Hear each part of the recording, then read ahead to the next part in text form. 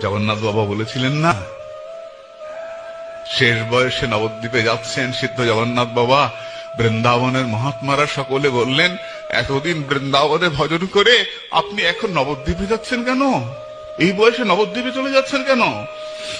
জগন্নাথ বাবা বললেন, বৃন্দাবনে অন্যায় করলে শাস্তি পেতে হয়।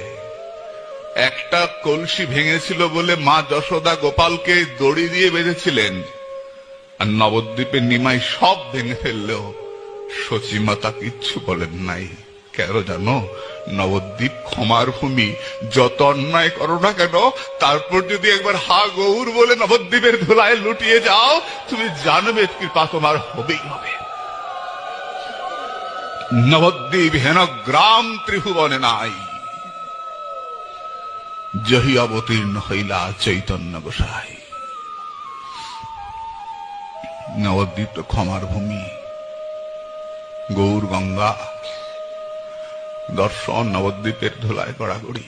অভিন্ন ব্রজমণ্ডল।